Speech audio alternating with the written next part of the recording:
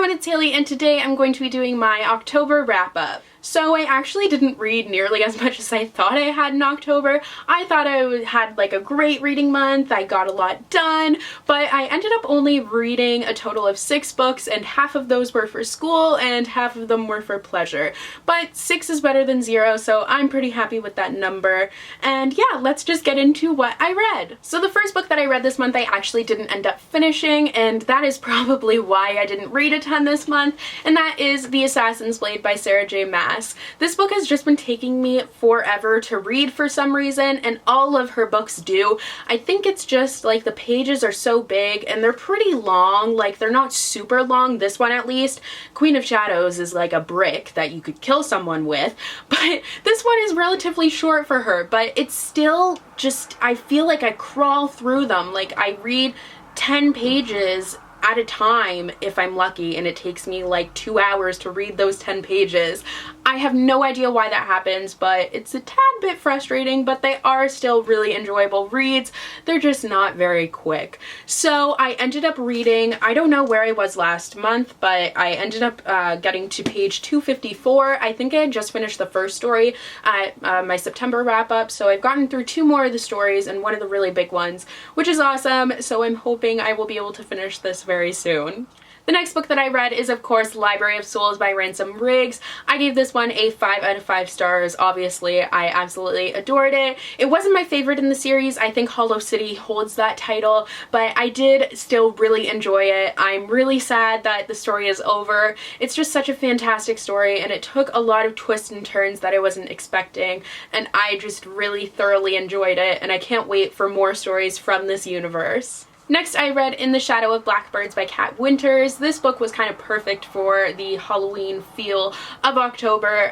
It's a pretty creepy read, and I really enjoyed it. I think I gave it 4 out of 5 stars. I loved the time period it focuses on. It gives you just like a different perspective that you don't usually get in YA historical fiction, because it takes place during World War I, and it focuses on the Spanish influenza in America.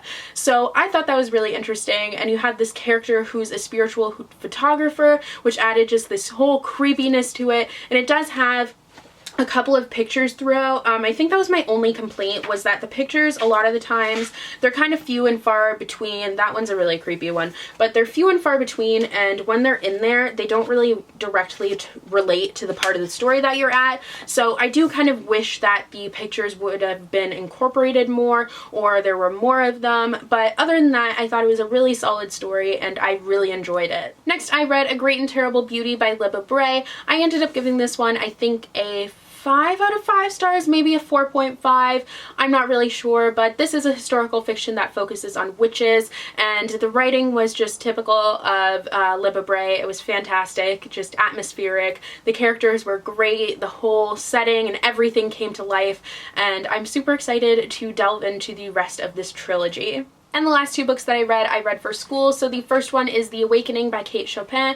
I actually ended up dropping the class that we were reading this for, but I thought it was an okay story. Like, a lot of people really love it, but I was just kind of neutral on it, so not much to say about it. I think I gave it a 3 out of 5 stars. And the last one is The Taming of the Shrew by Shakespeare. I actually read this like yesterday because I had a quiz for it today. And this isn't my favorite Shakespeare play once again. I don't know what it is, but lately the plays that I've been reading I haven't been a huge fan of. This one and the Two Gents aren't my favorite. Two Gents I hated more than I disliked this one. I gave it, I think, 4 stars, so I didn't hate it. I just like, it's a comedy, but the comedy part doesn't really translate that well to our generation, because it's just so misogynistic that it's like way too much for me to handle.